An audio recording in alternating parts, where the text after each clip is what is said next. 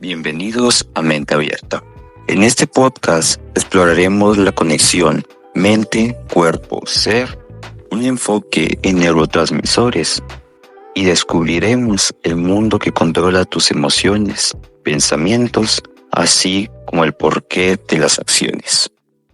¿Les ha pasado esto alguna vez en la vida? Donde tuvimos un examen muy importante, pero tuvimos una semana para estudiarlo, pero no, lo dejamos a último momento, a última hora, donde nos sentimos estresados, fatigados, cansados de contener tanta información. Y ahí es donde entra nuestro protagonista del episodio de hoy, el cual es la noradrenalina. Buenos días, buenas tardes, buenas noches. Este es el podcast Mente Abierta de la serie Neurotransmisores, transmitida desde Guatemala, donde no estoy solo yo, está Emily Martínez. Un gusto estar aquí, de verdad, es un honor estar aquí, sentada en este espacio, un espacio tan bonito. He escuchado tu podcast desde hace 6 meses, vengo escuchando tus podcasts, de verdad, me ha abierto los ojos y es muy bueno para las personas que deseen integrarse a todo esto de la mente, de la psicología clínica, de la psiquiatría. Todo esto es una gran introducción para cada uno de ellos. De verdad, es un honor estar aquí, es un honor estar en este espacio que le das a los expertos para que expresen, de verdad. Es muy lindo lo que haces, es muy admirable cómo te expresas, este proyecto personal, de verdad, es un honor estar aquí. Eres muy amable, muchas gracias. Y bueno, el tema es, como ya había mencionado, la noradrenalina. Para empezar, ¿qué es la noradrenalina? La noradrenalina tiene 2 funciones, también es conocida como norepinefrina.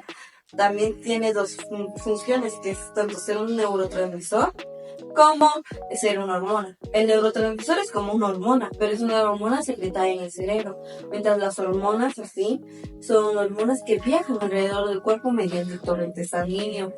Estas hormonas se secretan en lo que viene siendo las glándulas suprarrenales. Aquí en nuestro cuerpo tenemos las glándulas que secretan estas hormonas, que tienen diferentes funciones, al igual que estos neurotransmisores, que se conectan para dar indicaciones al cuerpo por diferentes situaciones. En este caso, la noradrenalina se encarga de la respuesta lucha o huida, que o luchamos o huimos mediante las situaciones o respondiendo a las situaciones de peligro. Un ejemplo de eso podría ser cuando uno está exponiendo, donde siente pánico que le están juzgando a las demás personas, ¿o me equivoco? No, sí, exactamente así es.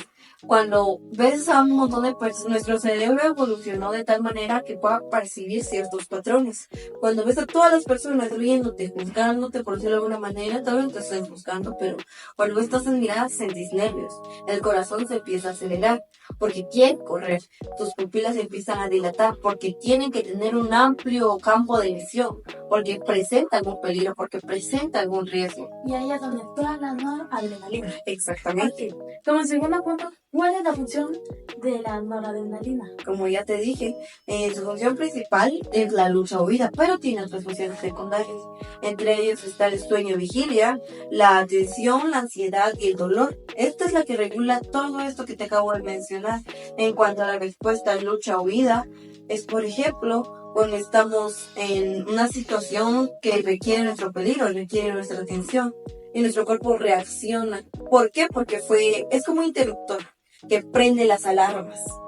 Entonces, otro ejemplo podría ser cuando te persigue, que nos ha pasado cuando éramos chiquitos y nuestra mamá nos empieza a regañar y nos empieza a recibir, entonces empezamos a llorar o empezamos a responder ante el estímulo de hay peligro. También está lo que viene siendo la vigilia y el sueño. Regula lo que viene siendo eso. A mayor noradrenalina puede ser que nosotros estemos más en vigilia, con más miedo, más preocupación. Eso pasa cuando sobrepensamos. Creamos un peligro que es imaginario. Creamos múltiples escenarios de peligro. Exacto. Entonces nuestro cuerpo, ante esos escenarios ficticios, reacciona de manera real, haciendo que estemos en vigilia, sobrepensando. También radica en la tensión, la ansiedad y el dolor. Cuando tenemos peligro, nuestro cuerpo evolutivamente funciona de tal manera de que cuando percibe peligro, nos hace poner más atención. Un ejemplo de ello sería hace muchísimos años con nuestros antecedentes cazadores. Podría ser, por ejemplo, un cheetah, un animal, alguien que nos quiera comer, de que estuviera entre la jungla. Y si no prestamos suficiente atención, se puede camuflar y atacarnos por sorpresa. Eso también pasa con diferentes animales. Entre más estrés, más atención, por decirlo de alguna manera. Es muy simplificado, esto es muy complejo, pero es una de las maneras. Entonces también funciona para más noradrenalina, más atención. Es otra de sus funciones. Y como tercer punto, tengo una duda de sobre cuál es la diferencia de la adrenalina y la noradrenalina. Son muy confundidas en muchas ocasiones, primeramente por el nombre. Se cree que la noradrenalina es algo por decirlo de alguna manera, o algo que entra dentro de la adrenalina, cuando ambos en realidad son neurotransmisores completamente diferentes. Bueno, no tal vez diferentes, pero independientes uno del otro. La noradrenalina, primeramente, a diferencia tiene sus similitudes, como por ejemplo el corazón. Ambos excitan el corazón, provocando taquicardia o provocando o inhibiendo el dolor o excitando otras partes del cuerpo, como los brazos o las piernas, para que corran.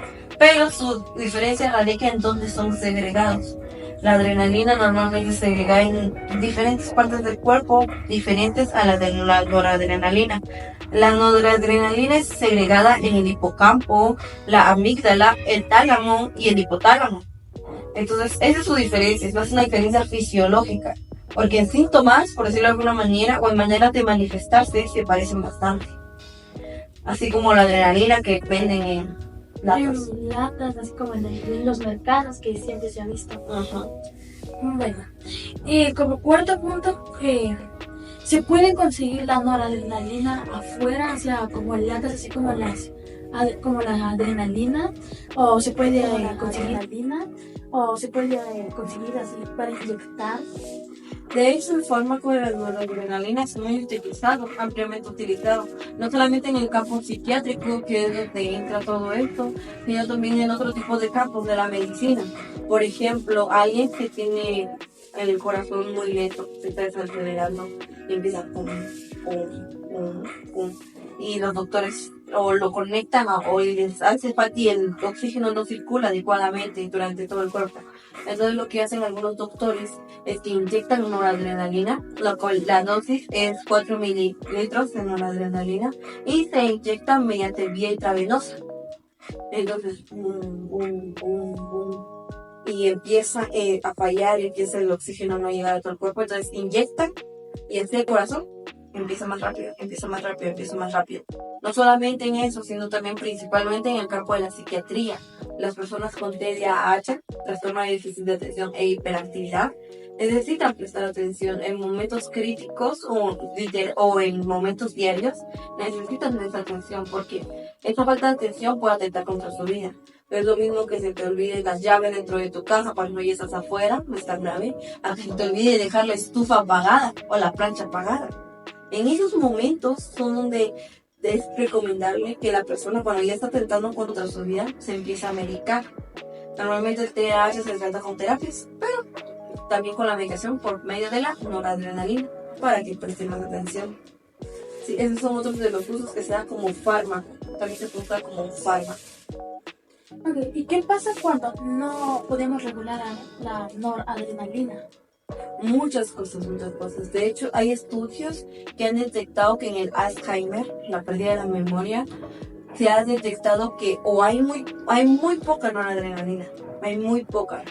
Y cuando hay demasiada, puede haber casos de taquicardia, pueden haber casos de taquicardia y todo eso. Y en especial cuando se inyecta, se tiene que tener mucho cuidado cuando se administra a los doctores. Por ejemplo, uno de los efectos secundarios más leves podría ser el vómito y las náuseas. Pero los efectos secundarios mayores podrían ser la taquicardia, la cefalea, la ansiedad, la hipertensión y la isquemia disférica, sí. Entonces, esos podrían ser otros síntomas cuando se administra mal o compra mal y cuando hay un excedente de esta misma noradrenalina. También la noradrenalina baja causa otros malestares, como por ejemplo demasiado sueño o demasiado sueño, falta de atención.